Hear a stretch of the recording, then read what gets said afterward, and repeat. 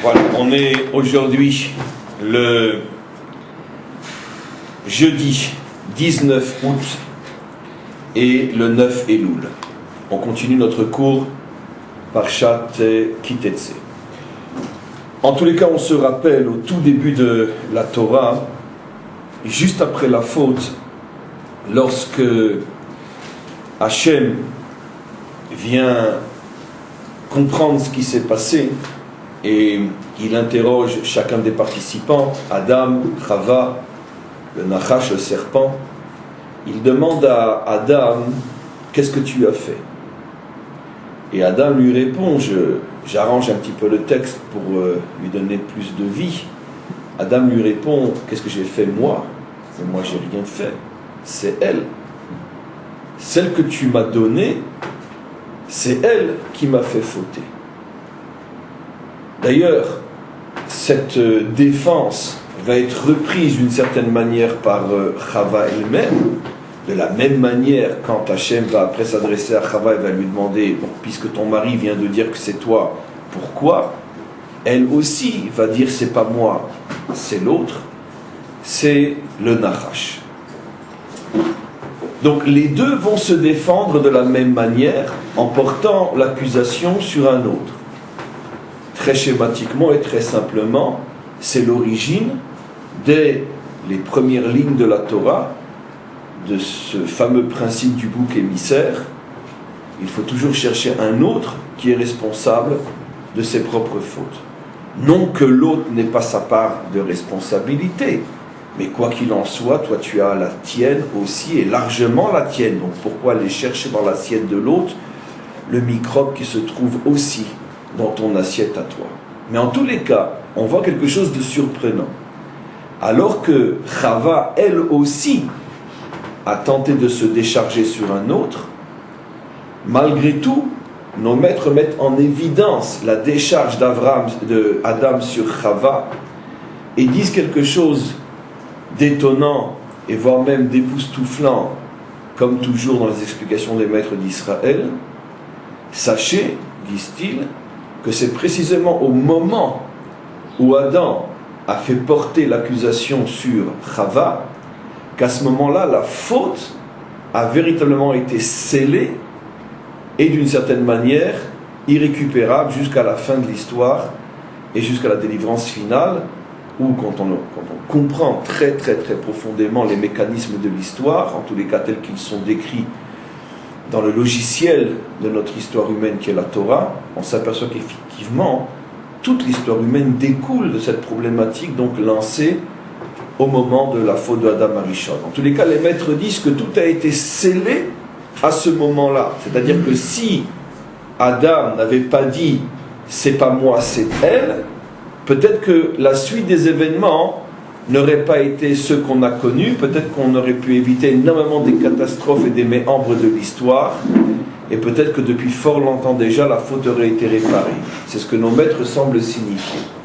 Alors bien sûr, les commentaires s'étonnent et disent, si apparemment, je vais doucement pour que vous compreniez un petit peu tous les mécanismes du raisonnement, si apparemment on reproche à Adam d'avoir fait porter la faute sur un autre, donc d'avoir été finalement l'inventeur du principe du bouc émissaire, Chava, qui non seulement elle a été à l'initiative de la faute, puisque tout a commencé par elle, et qui en plus elle aussi a repris l'argumentation de son mari, c'est pas moi c'est l'autre, pourquoi elle n'est pas du tout citée dans cette accusation des maîtres qui disent voilà, ça c'est la véritable faute, avoir osé dire c'est pas moi c'est l'autre.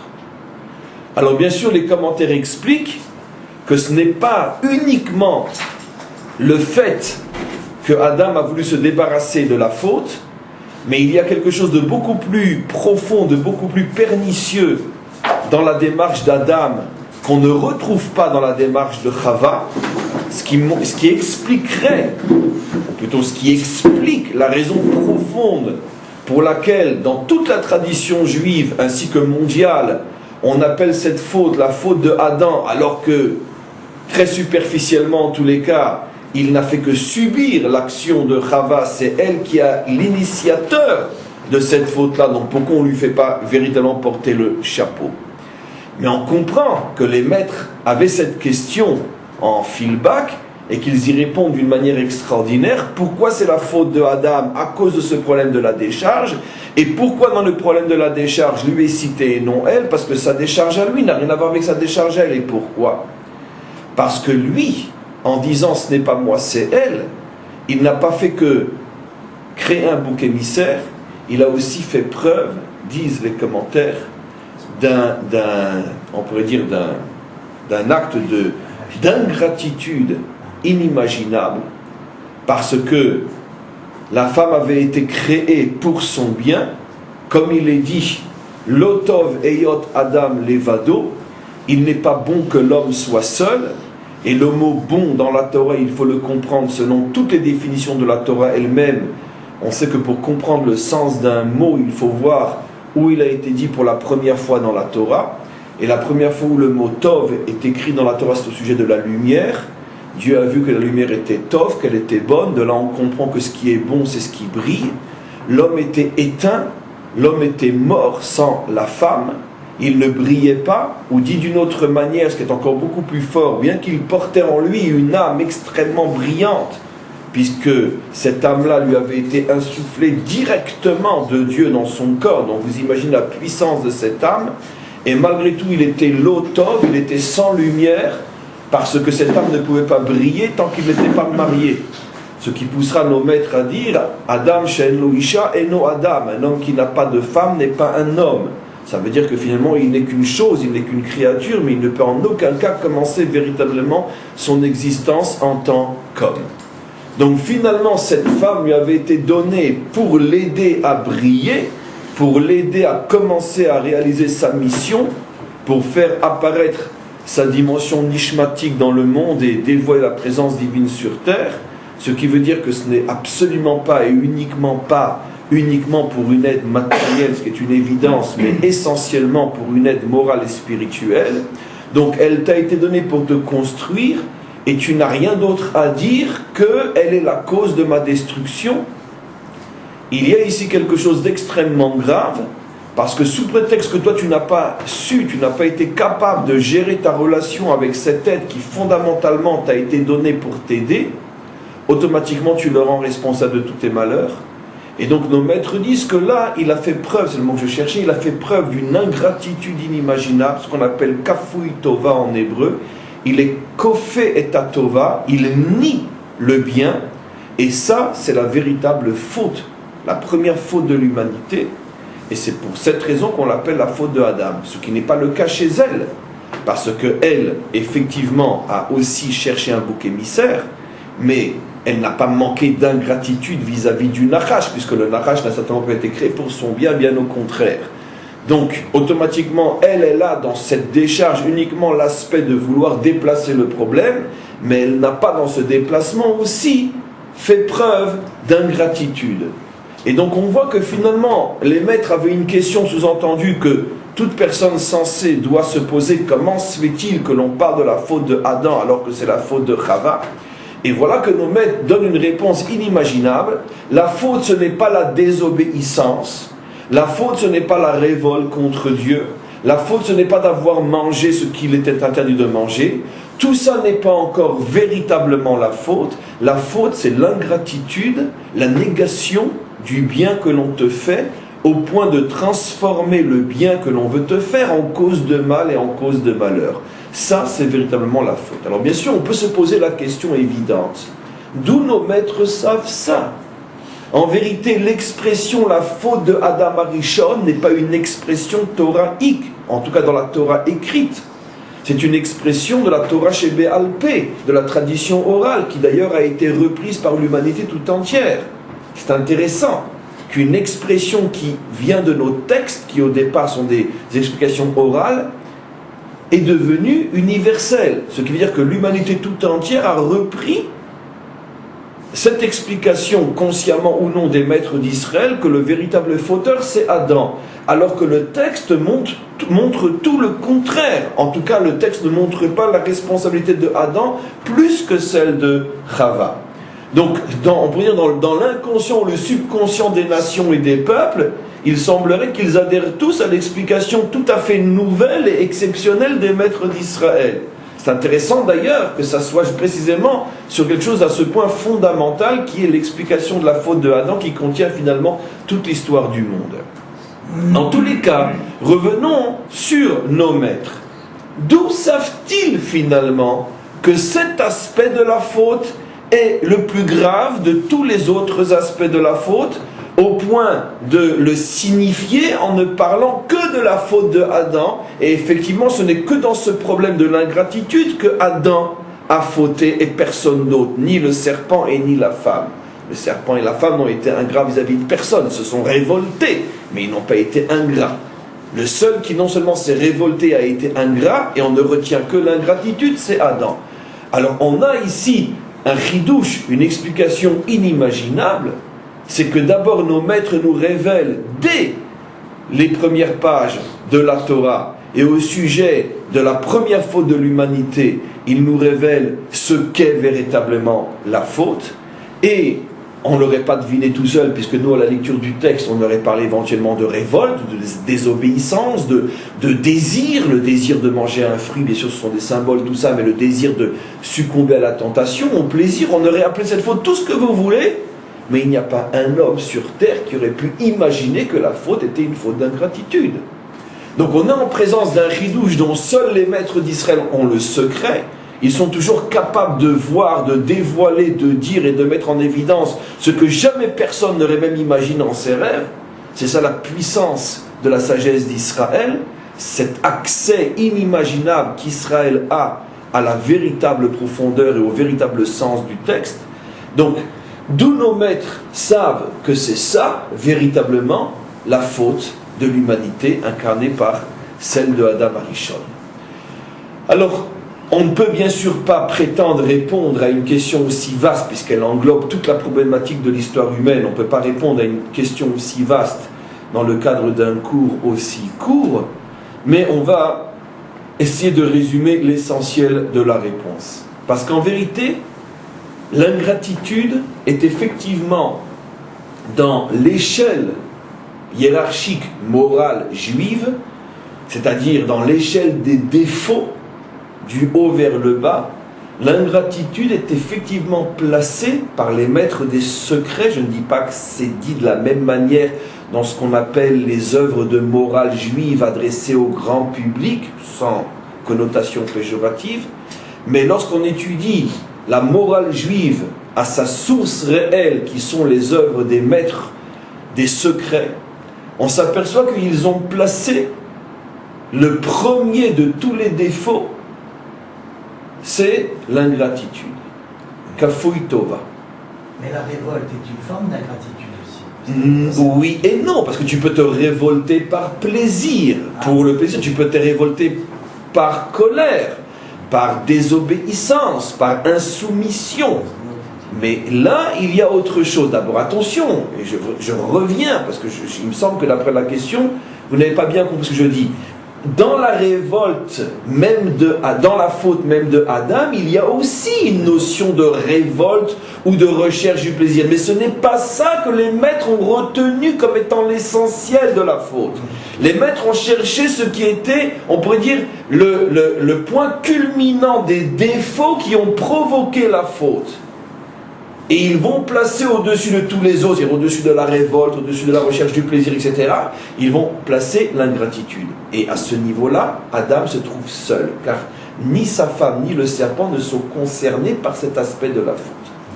Et donc, la question qui se pose, bien sûr, c'est pourquoi l'ingratitude est placée tout en haut de l'échelle des valeurs morales, selon les maîtres des secrets de la Torah. Alors très brièvement, l'explication est effectivement très profonde parce qu'elle touche à un des fondements de la relation entre l'homme et Dieu. Et justement, ce défaut et sa réparation, la qualité qui est la kirtova, la reconnaissance, le remerciement, ce qu'on appelle être modé, modim, le remerciement ou l'ingratitude touche le fondement même de la relation entre Dieu et l'homme. Pourquoi ? Très brièvement, nous savons que la raison pour laquelle en hébreu le mot monde ou le mot création se dit olam, ça nous ramène au tout premier cours de ce cycle, au tout début de l'année, mais n'oublions pas qu'on est en train de boucler la boucle, on revient au tout début de l'année dans 15 jours. En tous les cas, n'oublions pas qu'il n'y a pas de mot en hébreu pour dire monde, comme en français ou comme en anglais ou comme n'importe quelle langue.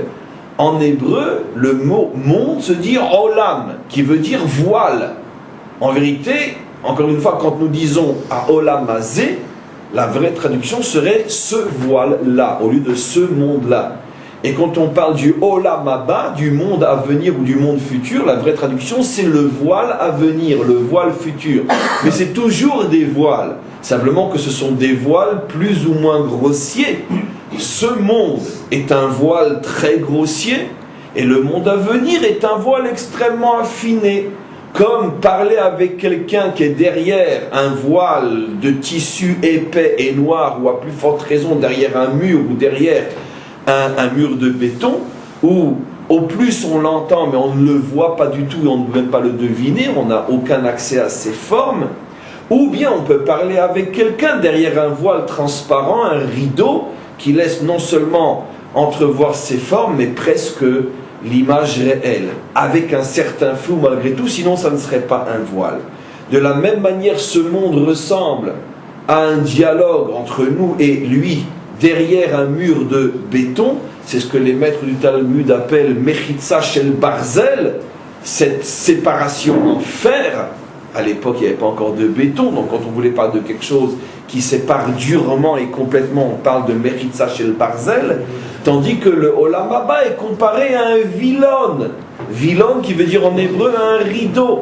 Un rideau dans le sens transparent, comme ceux qu'on met aux fenêtres, plus pour décorer et arrêter un petit peu la lumière, mais pas du tout pour la voiler complètement, car on veut voir sans être obligé d'allumer notre propre lumière à l'intérieur de la pièce. Donc on fait quelque chose à la fois de léger, d'agréable, etc.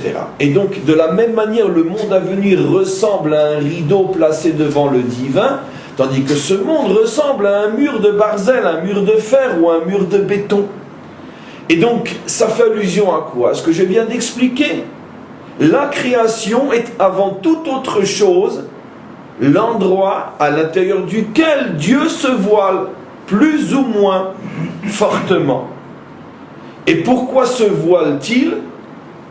On a déjà expliqué dans la plupart des cours de ce début d'année qui est en train de se terminer, parce que le fondement de la création, c'est la liberté. Dieu ne veut pas étouffer, Dieu ne veut pas écraser.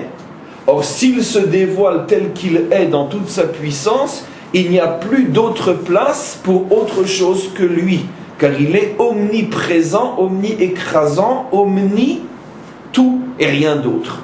C'est d'ailleurs ce qu'on a vu dans la paracha de la semaine dernière, lorsque Moshe révèle Vayadata Hayom Vashevota, excusez-moi, paracha Vitranan qu'on a fait au début de la semaine, Vayadata Hayom Vashevota Levavecha Ki Hashem ou Elohim En Od Milvado. Et tu sauras et tu graveras dans ton cœur qu'il n'y a pas d'autre que lui. Ça veut dire ça, c'est la réalité vraie, il n'y a pas d'autre que lui. Tout ce qu'on voit est une farce inimaginable, où on a l'impression que les tyrans ont un certain pouvoir, que la nature a un pouvoir, que Bekitsur, que tout existe en dehors de lui, et au point qu'on se finit par se poser la question si lui il existe. Tout ça c'est une farce que Dieu a montée de toute farce, de toute pièce, parce que c'est le prix à payer pour permettre à sa créature d'être libre. Ça me rappelle une histoire entre deux juifs qui avaient appris au Cheder, à l'école juive ensemble, et puis après ils se sont séparés, et un a continué sur le chemin de la Torah, et puis l'autre s'est éloigné, a abandonné, est devenu un grand philosophe, un grand penseur, et puis après des années ils se sont retrouvés, ils se sont rencontrés, et chacun veut faire part à l'autre du résultat de ses études. Alors le rabbin demande à son ami, le philosophe, alors où vous en êtes dans vos études, quel est votre problème aujourd'hui? Alors lui, il est un petit peu gêné d'avouer qu'il est en train d'écrire un doctorat, une thèse sur la possibilité de l'existence de Dieu. Est-ce que Dieu existe, oui ou non? Et à son tour, il demande au Rav, et toi, où tu en es dans tes études? Alors il dit, moi aussi, je suis en train d'écrire un livre sur la possibilité de l'existence de l'homme. Est-ce que l'homme existe, oui ou non? C'est-à-dire que chacun a un modèle de référence, un point de départ à l'extrême opposé. Pour le philosophe, l'évidence, c'est l'existence de l'homme. Sur Dieu, on peut se poser des questions. Pour le maître authentique, l'évidence, c'est bien sûr Dieu. Mais est-ce que l'homme existe ou ce n'est qu'une farce? On n'est peut-être qu'une farce. On est maintenant à l'époque du cinéma à 3 dimensions, demain à 5 dimensions. Et nous verrons encore, je suis certain, l'époque où on aura sur la scène ou devant nous, ça ne sera plus un écran, ce sera des projections, tout ce que vous voulez, etc. Où des corps seront reformés véritablement sur la scène. Ça existe déjà plus qu'on l'imagine. Et on pourra presque les toucher et avoir des sensations, puisque la sensation aussi, de toute façon, c'est un problème cérébral. Donc, et puis je n'ose même pas dire, parce que ça sera le cauchemar, un jour arrivera où on croisera quelqu'un dans la rue, et on lui serre à la main, on lui parlera, on ne sera pas sûr si c'est un vrai ou si c'est pas un vrai, parce que tout n'est qu'un problème de sensation cérébrale. Et donc on peut très bien imaginer qu'il soit doté d'une petite pile presque invisible qui conditionne mon cerveau à ressentir le toucher quand je lui serre la main. Je veux dire, celui qui ne sait pas que ça existe déjà au moins en conception laboratoire est à des années-lumière de comprendre ce qui se passe dans notre monde. Donc un jour on épousera peut-être une femme, on ne saura pas si c'est une vraie ou c'est une illusion. Vous imaginez? Remarquez, l'avantage, c'est que si on épouse une femme comme ça qu'elle nous dérange, on appuie sur un bouton, elle disparaît. Mais bon, mais on ne sait jamais. Enregistré là? Comment? C'est enregistré. Moi, c'est pas grave. Bon, je vais dire la même chose pour l'homme. On pourrait épouser un mari quand il nous dérange, on appuie sur un bouton et il disparaît. Mais en tous les cas, vous imaginez. Mais c'est sûr qu'on est déjà à cette étape-là. Alors poussons à l'extrême. Et peut-être que nous aussi, on est une farce. Bon, on n'est pas une farce comme la farce que je viens de farcer, mais on est comme une farce en ce sens qu'on n'est certainement pas aussi indépendant et aussi je qu'on l'imagine. Le maître du monde aussi peut appuyer sur un bouton et tout disparaît. Seulement lui, la différence, c'est qu'il est extrêmement sérieux dans cette farce, c'est-à-dire qu'il est extrêmement sérieux lorsqu'il a fait le pari de la liberté, et pour l'éternité. Pour l'éternité, il a décidé de se voiler de manière à ne jamais entacher notre liberté, de ne jamais la supprimer. Au point que c'est la raison pour laquelle même le paradis, même le monde à venir, porte encore en hébreu le mot de Olam. Comme si Dieu nous disait, je vous aime tellement que même le jour où je commencerai à me dévoiler véritablement, n'ayez crainte mes enfants, jamais je ne supprimerai votre liberté, car même à ce moment-là, je me voilerai encore. Ça, c'est le bon Dieu. C'est peut-être la véritable raison pour laquelle il est vraiment bon. Parce qu'il me laisse libre. Mais d'un autre côté, il me laisse libre, mais il ne veut pas non plus que je glisse et que je sombre dans l'ingratitude. C'est-à-dire que je finisse par m'éloigner de lui. Rappelez-vous tous les cours sur la création, le linéaire, le circulaire. Il ne veut pas non plus que je m'éloigne de lui au point d'arriver un jour à me poser des questions, est-ce qu'il existe ou non, ou d'arriver pire encore à la conclusion évidente que c'est sûr qu'il n'existe pas. D'accord? Puisque mon ancêtre était un singe. C'est vrai que seul celui qui a un ancêtre singe peut arriver à la conclusion que Dieu n'existe pas. C'est pour ça que les deux théories sont nées à la même époque. L'homme descend d'un singe, donc finalement, Dieu n'existe pas. Vous avez facilement compris quelle est la conclusion sur ce genre de théorie. Qui dit quoi? En tous les cas, le monde est créé sur ce principe de voile, le monde est créé sur ce principe de liberté, c'est-à-dire, ça va beaucoup plus loin que ce qu'on imagine, disent les maîtres. C'est pas seulement que Dieu nous a créés, nous voit et se voile pour moi, pour ma propre liberté. C'est pas seulement que Dieu continue à diriger le monde, mais il voile son action et laisse croire que ce sont les hommes qui décident des grandes destinées humaines, etc. Non, c'est beaucoup plus complexe et beaucoup plus profond que ça. Les grands maîtres de la Kabbalah expliquent qu'à chaque instant, mon être est traversé par un flux divin qui lui permet d'exister, et si à cet instant précis le flux divin m'était retiré, je disparaîtrais et je ne laisserais même pas une trace sur le sol. C'est pire encore que Matrix, puisqu'il reste un petit résidu de quelque chose. Ça veut dire que je ne tiens, je n'existe, mes pensées, mes paroles, mes actions, mes mouvements, mon être, tout ça tient sur un flux divin qui est ralimenté à chaque milliardième de fraction de seconde, et sans ce flux divin, tout disparaît comme si ce n'avait jamais existé. Vous imaginez la bonté infinie du maître du monde qui, au moment où un crétin fini se lève et qui dit « Je suis le roi sur terre et j'emmerde le monde entier », vous imaginez la bonté infinie du maître du monde qui continue à alimenter ce triple crétin, alors qu'il ne suffirait pas d'appuyer sur un bouton, ce qui prend un certain temps. Il suffirait de simplement de faire comme ça et il disparaît, tout le monde le cherche, où il est. Bon, ce n'était qu'une illusion. Mais ça, c'est le prix à payer. C'est le prix que le maître du monde paye. Alors on comprend maintenant que la gratitude, le remerciement est le fondement même de toute relation possible entre Dieu et l'homme. Parce que si tu ne me remercies pas, si tu ne prends pas conscience que je me voile, que je me laisse insulter, que je me laisse bafouer, que je me laisse critiquer, que j'accepte ta révolte, que je suis en train finalement de te torcher du matin au soir et de laver ton vomi et tes excréments, tout ça pour ne pas que tu disparaisses et qu'en plus tu te prends pour je ne sais quoi, si tu ne sais même pas dire merci, maître du monde, de me supporter, de ne pas me ramener au néant, alors il n'y a pas de commencement possible, c'est le commencement de tous les commencements.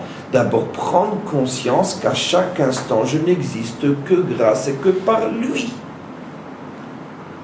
Et donc c'est automatiquement la première de toutes les qualités, et c'est automatiquement le premier de tous les défauts. Comment on en arrive à se révolter, comment on en arrive à faire du mal, à faire le mal, comment on en arrive à vouloir des choses interdites, etc.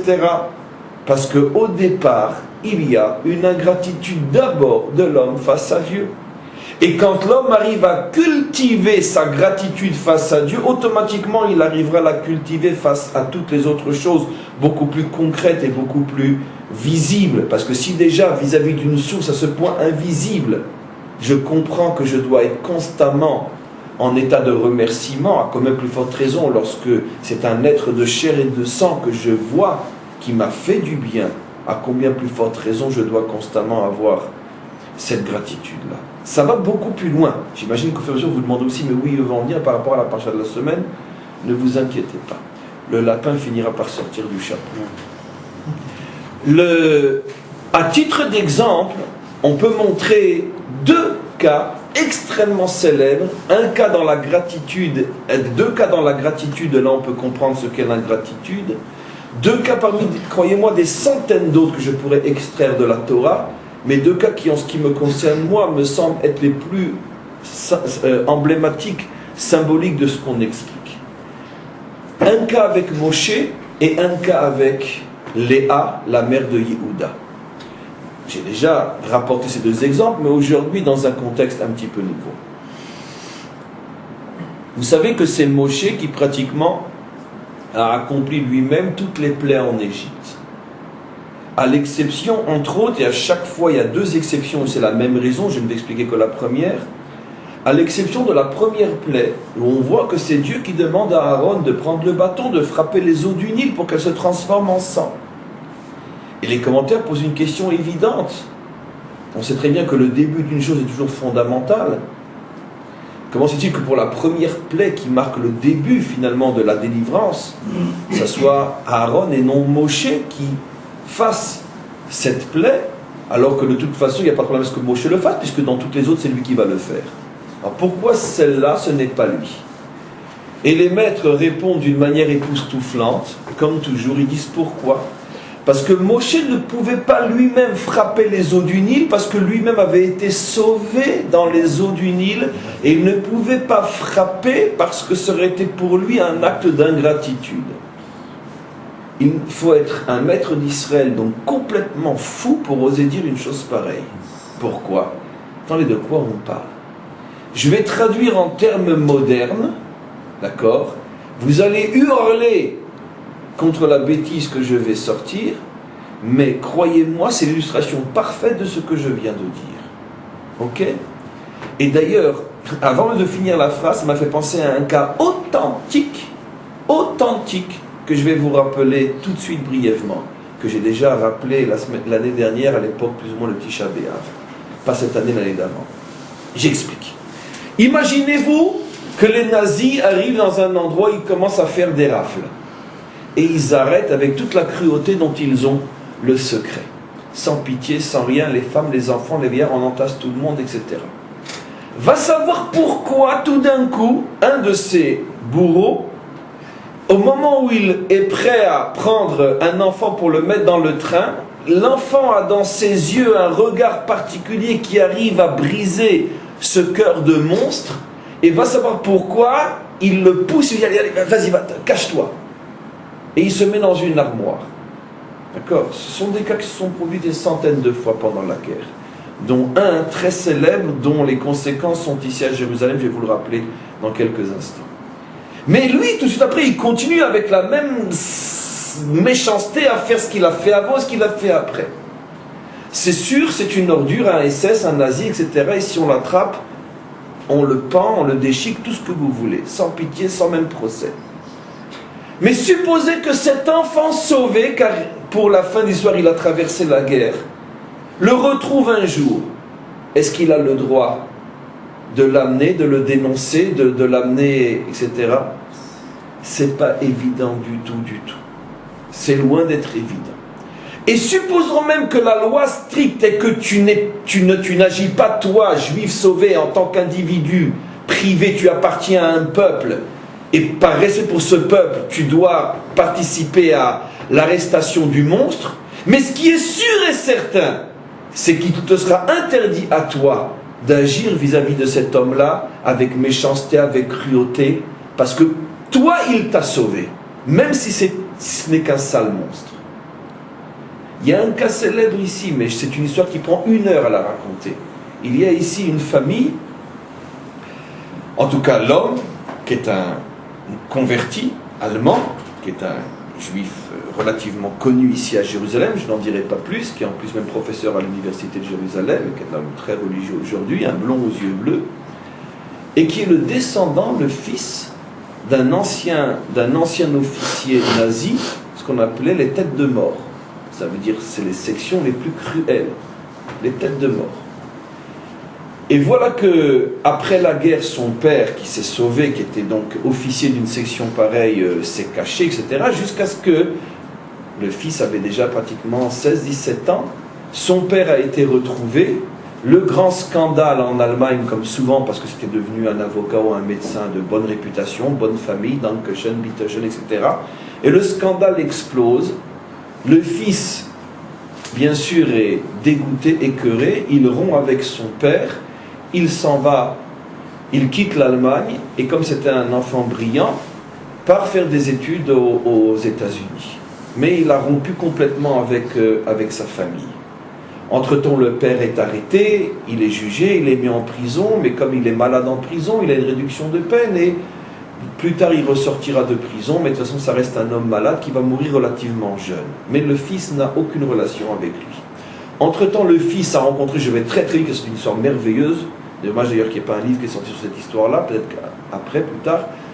Entre-temps, le fils a rencontré des juifs à l'université, fasciné et en même temps rempli de culpabilité, de remords par rapport à ce que son propre frère a fait à ce peuple. Il s'intéresse, il veut savoir. Bikitsur, ça l'amène à la conversion, ça l'amène à Jérusalem. Il fait le choix d'une conversion même, on pourrait dire même orthodoxe. Il devient un juif dont les enfants ont des papillotes. Des petits blonds aux yeux bleus qui ont des papillotes ici à Jérusalem. Et entre-temps, il apprend que son père est malade et est mourant. Et va savoir pourquoi il demande à l'un de ses maîtres, qu'est-ce que je fais? Mais son père ne sait même pas ce qu'il est devenu. Si son père voit qu'est-ce que ses petits-enfants ont des papillotes, il va en crever peut-être le père. Qu'est-ce que je fais? Et un de ses maîtres lui donne le conseil, tu sais quoi? Avant qu'il quitte ce monde, va lui montrer ce qui est devenu ce qu'il a voulu exterminer. De sa propre chair, voilà ce qui est sorti. Et l'enfant se retrouve dans la salle d'hôpital devant son père. Vous imaginez le choc. Chaque détail de cette histoire est absolument inimaginable. Et l'enfant, malgré tout, a une question. C'est déjà plus un enfant, c'est un homme. Il dit à son père, il dit, je veux absolument que tu fouilles dans ton passé. Qu'est-ce que tu as pu faire, toi qui étais l'horreur personnalisée? Qu'est-ce que tu as pu faire pour, quoi qu'il en soit, mériter, consciemment ou non, que je sorte de toi et que mes petits-enfants ont des papillotes et une kippa sur la tête? Puisque tu n'as vécu que pour faire du mal à ce peuple. Et le père cherche, il dit, mais plus horrible que moi, il n'y a pas eu sur terre. Je prenais les enfants par les pieds, et comme ils étaient tous entraînés à le faire, c'était du sport, on se les jetait contre les murs, etc. Et lui, il était officier de ces gens-là. Mais qu'est-ce que tu as pu faire? Cherche. Et voilà qu'il se rappelle. Au tout début de sa carrière, quand il était encore lui-même un jeune SS non-officier, quand il est arrivé en Pologne, lors de l'une de ses premières actions dans les ghettos, etc., il est tombé sur une femme avec ses jeunes enfants qu'il a supplié de ne pas le prendre, et il a eu un moment de je ne sais quoi, et il les a mis dans l'armoire. Ce qu'ils sont devenus, cette femme et ses enfants, on ne sait pas. On peut imaginer que de toute façon, une femme avec des enfants, elle n'a pas beaucoup de chance dans la prochaine action.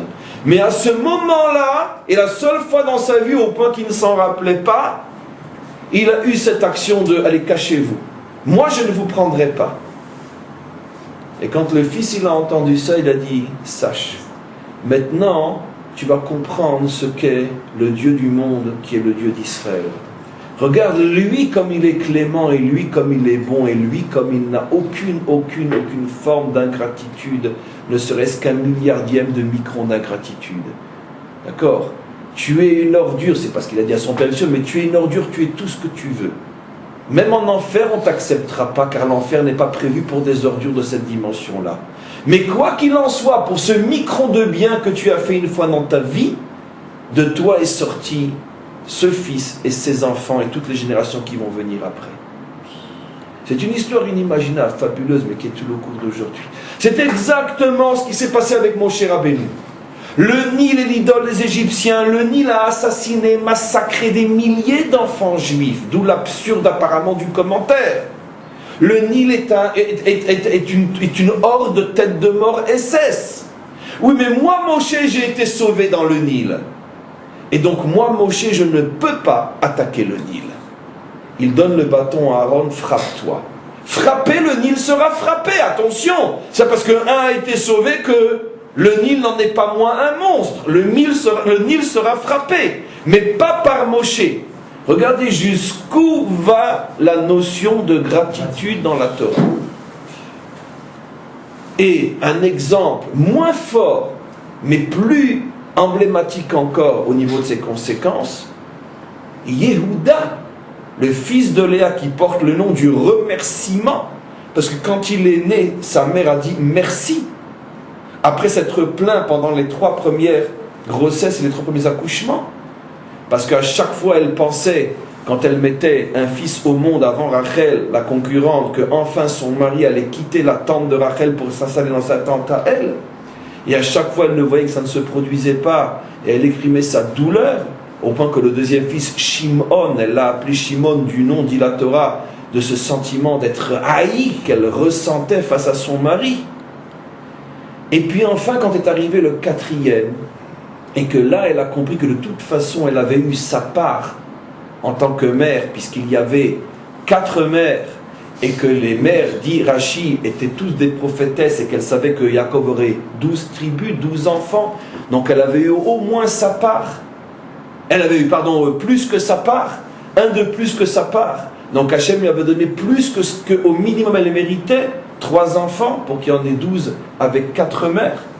À ce moment-là, quand il est né, qu'est-ce qu'elle a dit? Elle a dit, écoute, Hachem, c'est vrai, je souffre énormément dans des domaines qui me tiennent peut-être encore plus à cœur.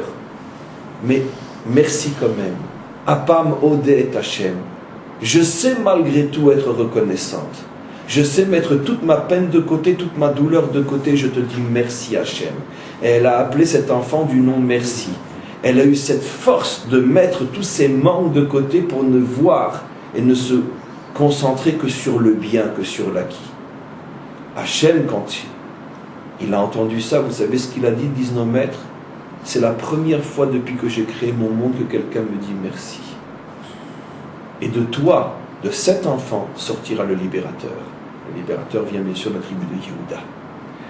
Tous les commentaires posent la question, ils disent, attends, je ne comprends pas. Qu'est-ce que ça veut dire depuis que le monde a été créé, personne n'a dit merci au maître du monde? Et Abraham, qui est avant, et Noach, qui était aussi injuste. Quand il a été sauvé du déluge, il n'a pas dit merci. Bien évidemment qu'il a dû dire merci. Et Shem et Ever. Bien sûr que le mot merci avait déjà été entendu des milliers de fois par tous les jours de génération. Mais ce que veut dire ici nos maîtres, comme toujours, c'est que le merci de Léa a quelque chose d'unique. Parce que dire merci quand on te sauve du déluge, il faut être une crapule pour ne pas le dire. Dire merci quand on te fait du bien, et que généralement on te fait du bien, il faut être une crapule pour ne pas le dire. Mais dire merci quand tu souffres, et que l'essentiel on te l'a enlevé, on t'a privé de l'essentiel. Ce qui était l'essentiel aux yeux de Léa, la présence de son mari, l'amour de son mari. Et que malgré tout, tu sais mettre tout ça de côté pour, quoi qu'il en soit, dire merci là où on te fait du bien. Un merci comme ça, Dieu n'avait jamais entendu dans son monde. Parce que c'est le genre de merci qu'on entend le moins. C'est très bien quand il y a une dispute dans un couple. D'accord ? 10 ans, 15 ans de vie en commun, peu importe, tout d'un coup, tu es le plus terrible des hommes, tu es la plus terrible des femmes, tu ne m'as jamais rien donné, j'ai jamais rien reçu, etc. Attention pas. Toute une vie est rayée parce qu'on a un gros problème maintenant, qu'il n'y a jamais eu de bons moments entre nous, ce n'est que l'horreur, ce n'est que... Ça, c'est l'ingratitude inimaginable. C'est vrai que maintenant, le moment est dur. C'est vrai que maintenant, ce qui se passe entre nous est très grave et que les cris sont peut-être justifiés. Mais pourquoi rayer 15 ans de vie en commun ? Il n'y a eu que du mal entre nous. Ça, c'est insupportable. Ça, c'est un défaut, mais insupportable. Insupportable. Léa n'est pas tombée dans le piège. Elle a su dire merci. Donc, ce sont des exemples de la puissance, de la force de ce qu'est un merci. Alors maintenant, tout ça pour en venir où ? Où est le lapin dans le chapeau ? C'est tout ce que j'ai expliqué pour introduire, d'une certaine manière, deux passages dans notre paracha qui ne peuvent en aucun cas être compris sans cette introduction maintenant de 3/4 d'heure qui en soi est une introduction de plusieurs années-lumière quand on essaye de développer chacune des phrases qui ont été dites pendant ces 3/4 d'heure. On assiste à quelque chose de surprenant dans la paracha. Apparemment, 2 poids, 2 mesures incompréhensibles, 2 positionnements que Dieu nous demande d'avoir face à 2 peuples. Et vu de l'extérieur, on ne peut que crier au scandale. La Torah nous dit, tu n'accepteras pas un homme de Moab qui vient pour se convertir, tu ne l'accepteras pas. Ce qui est une punition terrible, puisque tous les peuples ont non seulement le droit, mais presque voire même le devoir de rejoindre la vérité là où elle se trouve. Nous ne sommes pas un peuple prosélyte, nous ne faisons rien pour convaincre quelqu'un de se convertir, plus encore, on essaye même de l'en dissuader, mais s'il veut venir, finalement, on l'accepte et on lui ouvre toutes les portes de notre cœur et de notre âme. Même un peuple aussi terrible que Amalek, bien que Amalek, c'est la fin de notre paracha, est voué en tant que nation à la disparition, mais à titre individuel, si quelqu'un d'Amalek vient et veut se convertir, on l'accepte. Comme il y a de célèbres cas dans le Talmud ou ailleurs.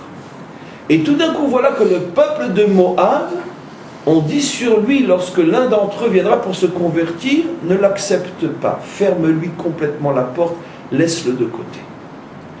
Pourquoi, dit la Torah, pourquoi? Maintenant, tenez-vous bien, parce que quand vous êtes sortis d'Égypte, et que vous êtes passé à côté de leur pays, parce que vous veniez de l'Est, et donc le Moab de l'époque et la Jordanie d'aujourd'hui, qu'on est rentré d'Est en Ouest, puisqu'on s'est retrouvé après en face de Jéricho, et qu'on a voulu, en les côtoyant, leur demander un petit peu de pain et d'eau, ils ont refusé.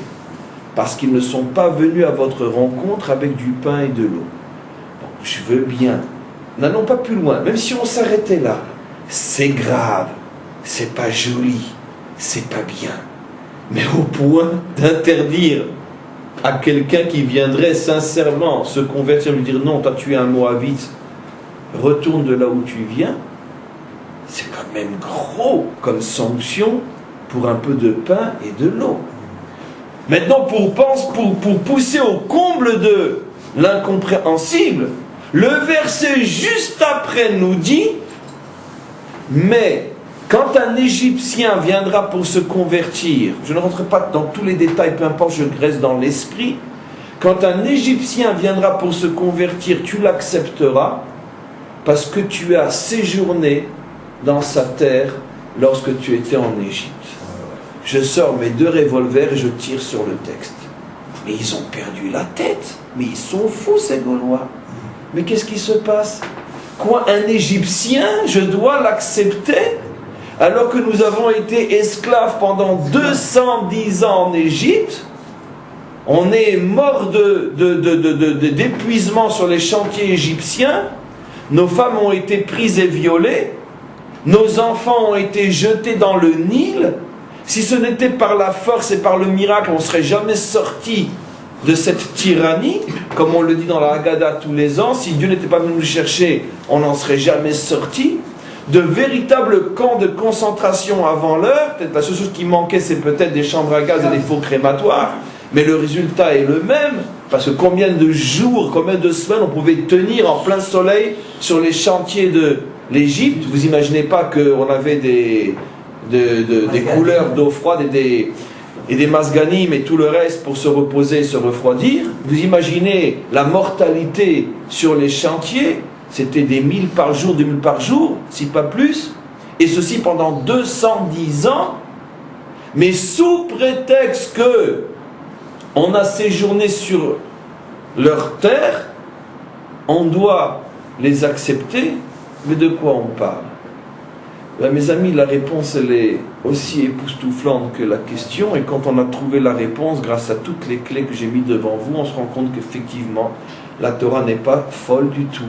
Elle poursuit une même logique profonde qui est la sagesse authentique, la sagesse véritable dont seuls les maîtres d'Israël ont le secret. Ce n'est pas tant parce qu'ils ne nous ont pas donné du pain et de l'eau qu'on ne les accepte pas. Serait-il n'importe quel autre peuple qui ne nous aurait pas donné du pain et de l'eau, plus encore qui nous aurait donné à la place des cailloux ou même des balles ou des coups de fusil, on n'aurait pas fermé la porte. Mais les Moabites, vous osez ne pas nous rendre service? Mais dites-moi les Moabites, vous êtes descendants de qui vous? De Lot? Et Lot, qui c'est Lot? Si ce n'est un pauvre orphelin qui était sans père et sans mère, recueilli à la maison par Abraham notre père. Et qui c'est votre père si ce n'est un enfant très difficile qui a causé énormément de soucis et de peine à notre père? Et que quand il s'était enrichi et engraissé grâce au fait qu'il suivait son père adoptif, quand il s'est senti suffisamment fort et gras et gros pour se séparer de celui qui lui avait tant donné, qu'est-ce qu'il a fait? Il a dit, je m'en vais, laisse-moi tranquille. Et il a eu le culot de choisir la meilleure partie de la terre d'Israël. Comme dit la Torah, avant la destruction, c'était comme le jardin, le paradis céleste, cet endroit qui est Gan Hashem, comme le paradis céleste, tellement ça, c'était une région abondante, puisqu'elle était arrosée par le Jourdain, etc. Plus encore, au moment où tu annonces à ton père adoptif que tu t'en vas et que tu lui prends la meilleure partie du gâteau, alors que tu lui dois tout, lui, il te fait savoir qu'il n'est pas fâché, que si tu as besoin de lui, tu connais son numéro de téléphone, tu l'appelles à n'importe quel moment de la journée, il vient. Et ça n'a pas loupé. Lorsqu'il a été fait prisonnier par les rois, par 4 rois puissants qui venaient de conquérir tout le Proche-Orient, Abraham Avinu est parti avec 318 hommes seulement pour se battre contre des milliers des soldats les plus puissants de l'époque, tout ça pour pouvoir sauver un captif, son fils adoptif, Lot, qu'il appelle d'ailleurs son frère, il a risqué sa vie pour toi. Et dis-moi, Lot, quand finalement l'endroit où tu vivais a été détruit, tu as été sauvé grâce à la prière de qui? Pour qui penses-tu Abraham s'est battu avec le maître du monde pour arriver à sauver ce qui pouvait être sauvé? À qui tu dois ta vie? Et donc, à qui vous devez-vous l'existence? Vous êtes issus d'un père qui doit tout au nôtre. Et maintenant, on vous demande un petit peu de pain, un petit peu d'eau, et vous venez en nous crachant au visage. La Torah dit non. Ça non. Je préfère qu'on me tire dessus, mais pas qu'on soit ingrat. C'est comme ça que la Torah, elle fonctionne. Touche pas à l'ingratitude. La Torah ne pardonne pas une chose pareille. Elle sera prête à pardonner à la violence, mais elle ne pardonnera pas l'ingratitude. Je sais que c'est fou au regard de notre conscience morale, mais quand on comprend profondément le pourquoi des choses, on comprend que ça ne pouvait pas être autrement. Parce que là où il y a ingratitude, il finira par y avoir tout le reste. C'est la boule de neige qui va faire la balance. Alors maintenant on comprend, et je termine, alors pourquoi les Égyptiens, eux, avec toute la violence et toute la cruauté, alors pourquoi eux ne sont pas repoussés? Parce que dites-moi, vous mes enfants, enfants d'Israël, avant que ne commence l'exil, à l'époque encore de Yosef et des tribus d'Israël, quand vous étiez en Eretz Canaan et qu'il y avait la famine, et qu'à cette époque-là, on est encore loin de penser ou de parler de l'exil et de l'esclavage, et que vous êtes venu demander l'hospitalité, non seulement vous l'avez reçu, et en plus vous avez reçu la meilleure terre d'Égypte, Eretz Goshen. Et si vous me répondez oui, mais c'est parce qu'on avait là-bas notre frère, on avait de la protection, et il était là-bas vice-roi, etc. Peu importe. Du bien vous avez reçu lorsque vous étiez dans le besoin. Quand vous n'aviez pas de quoi manger, vous avez trouvé une terre qui vous a accueilli. Même si c'était intéressé, tout ce que vous voulez, ou que c'était seulement à cause des pressions du vice-roi d'Égypte qui était votre propre frère. Mais du bien on vous a fait. Ouais, mais après ils sont devenus des super tyrans. Oui, mais du bien on vous a fait aussi. On ne raye pas le bien sous prétexte qu'il y a eu beaucoup de mal. Ouais, t'exagères quand même, bon Dieu, avec tout ce qu'ils nous ont fait de mal, on doit se souvenir du bien aussi. Oui, c'est comme ça que moi je fonctionne, les enfants. Je vous demande d'être comme moi. Vous savez, moi aussi, à chaque fois qu'un homme m'énerve, j'appuie pas sur le bouton et je le raye pas. Pourquoi? Parce que sinon, j'aurais plus personne sur terre. Alors, qu'est-ce que je fais pour vous supporter tous? Eh bien, je me souviens de la fraction de demi-micron de seconde où un jour il m'a dit, en s'arrachant les lèvres, il m'a dit merci. Je me souviens qu'un jour il était en danger et puis au lieu d'appeler sa mère, il a appelé le bon Dieu. Bon Dieu, sauve-moi! Alors qu'il ne sait pas ce que c'est le bon Dieu. Mais bon, c'est sorti plus facilement que maman, j'ai peur. Et bien comme il a dit bon Dieu sauve-moi, même qu'il en a strictement rien à foutre, mais il a dit bon Dieu sauve-moi, je me souviens de ce bon Dieu sauve-moi, et ce qui me permet de ne pas appuyer sur le bouton qui ne disparaisse pas. Donc moi je fonctionne comme ça. Mes enfants, je veux au moins un peuple qui fonctionne comme ça. Et c'est pour ça que je vous ai donné une loi morale qui prend le contre-pied de toutes les morales de la planète, parce que moi je tiens avant tout à merci. C'est pour ça, encore une fois, que comme je vous l'ai déjà dit, que le premier mot que dit un juif lorsqu'il ouvre les yeux, merci. D'accord? Qu'est-ce que font les autres, même chez nous qui ne connaissent pas ce secret? D'accord? Tout de suite, zut, miel, le réveil a sonné, il faut se lever. L'humanité tout entière se réveille avec un miel comme premier mot. Nous essayons de nous réveiller avec le mot merci. Merci mon Dieu. Parce que si tu te réveilles en disant merci, tu vas vivre toute ta vie en disant merci. Si tu te réveilles en disant miel, toute ta vie tu vas dire il me fait. C'est comme ça que ça fonctionne. Voilà, on va s'arrêter pour aujourd'hui et on espère, Be'ezrat Hashem, que nous passerons tous un très bon Shabbat. Amen. Et on se revoit la semaine prochaine. Mon père, il a été arrêté en